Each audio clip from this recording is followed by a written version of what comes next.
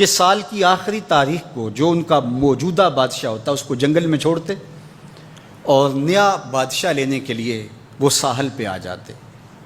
جو پہلا شخص ساحل پہ اترتا اس کو اپنا حکمران مان لیتے۔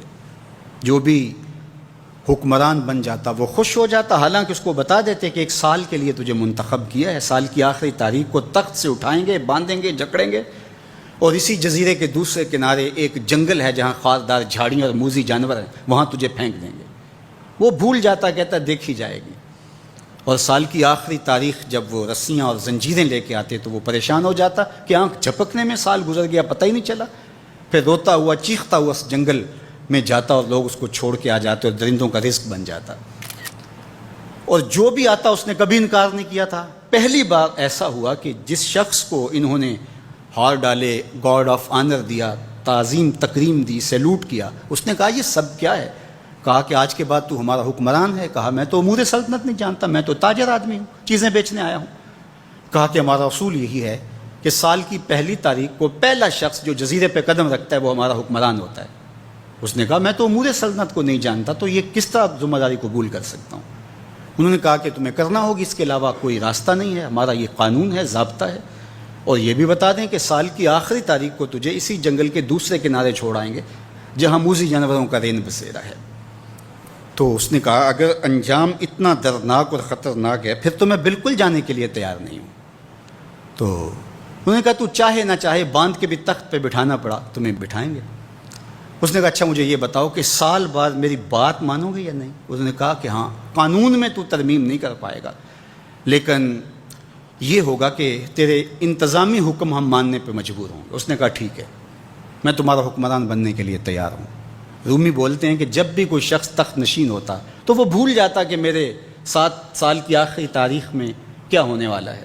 وہ عیش و عشرت کرتا اور یوں وقت گزارتا، سال کی آخری تاریخ آنکھ جھپکنے میں آ جاتی۔ لیکن یہ پہلا شخص تھا، تخت نشین ہوتے اس نے پہلا حکم نامہ جاری یہ کیا کہ کمانڈوز بلائے جائیں۔ بلائے گئے، کہا اس جنگل میں چلے جاؤ جہاں تم بادشاہوں کو پھینک کے آتے ہو اور وہاں کے موذی جانور کاٹ ڈالو۔ پھر بلدیہ کے ملازمین بلائے، کہا جاؤ جا کے وہاں کی جھاڑیاں کاٹو۔ پھر معمار بلائے، کہا جا کے وہاں محل تیار کرو۔ کچھ لوگوں کو بلایا، کہا جا کے وہاں پھول لگاؤ، پھلدار درخت لگاؤ، سایہ دار شجر لگاؤ۔ پوری حکومتی مشینری اس جنگل کو کٹوانے، وہاں کے موذی جانور قتل کروانے اور وہاں خوبصورت محل بنوانے، کنویں کھدوانے اور پھلدار درخت لگوانے میں صرف کر دی۔ اب سال کی آخری تاریخ کو جب وہ زنجیریں لے کر آئے تو اس نے کہا کہ مجھے کیوں جکڑتے ہو، میں خود جانے کے لیے تیار ہوں، اس لیے کہ یہ اس تخت پہ آرام سے نہ بیٹھا، یہاں بیٹھ کے تیاری وہاں کی کرتا رہا جہاں اس نے جانا تھا۔ کافر اور فاسق دنیا کے تخت پہ عیش کرتا ہے، بھول جاتا ہے کہ میں نے کہاں جانا ہے، اور صالح مومن اس تخت پہ آرام سے نہیں بیٹھتا، جہاں جانا ہے اس کے لیے تیاری کرتا رہتا ہے۔ اور جب جنازہ اٹھتا ہے تو وہ کہتا ہے اجلوا بی ولا تؤخروا بی، دیر نہ کرو، مجھے جلدی لے جاؤ، میرا تو وہاں انتظار ہو رہا ہے۔ اور پھر جب وہ وہاں پہنچتا ہے تو القبر روضۃ من ریاض الجنہ، وہ جنت کے باغوں میں سے باغ بن چکی ہوتی ہے۔ وہ سارے تھور، ساری جھاڑیاں، ساری آگ اور وہاں کے سارے بھڑکتے ہوئے شعلے بجھا چکا ہوتا ہے، اپنے اعمال کے لشکر بھیج کے۔ ہم نے دیکھنا ہے کہ ہم یہاں آخرت کے لیے کچھ بھیج رہے ہیں کہ یہیں سب کچھ لٹا رہے ہیں۔ دنیا کے مختلف ممالک میں جانا ہوتا ہے۔ تو ایک دفعہ میں اٹلی گیا تو وہاں ایک شہر میں مجھے کچھ دوست لے گئے، تو وہ چھوٹا سا گھر تھا، تو 20 سے 30 لوگ وہاں رہ رہے تھے۔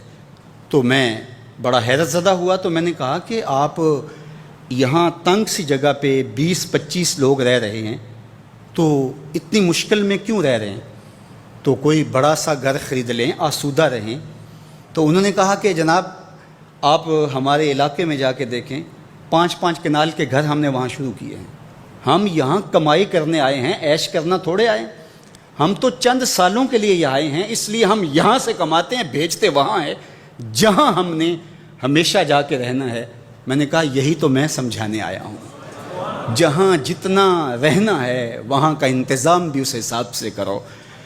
حضور نے فرمایا کن فی الدنیا کانک غریب او عابر السبیل، دنیا میں ایسے رہو جس طرح مسافر اجنبی رہتا ہے۔ دنیا پر جینا لگا کے بیٹھ جاؤ چند دن کے لیے آئے ہو، یہ آخرت کی کھیتی ہے، دارالعمل ہے، وہ آخر دارالجزا ہے، تو قبل اس سے کہ وہ وقت آئے ہاتھ ملتے رہ جائیں، توبہ کا در کھلا ہے، سورج ابھی مغرب سے طلوع نہیں ہوا، اللہ کی رحمتیں برس رہی ہیں، اٹھے ہوئے ہاتھ وہ موڑتا نہیں، خالی نہیں پھیرتا، تو اس کی دہلیز، اس کا در، اس کی چوکھٹ نہ چھوڑنا، اور آج غور کرنا کہ ہم کھڑے کہاں ہیں۔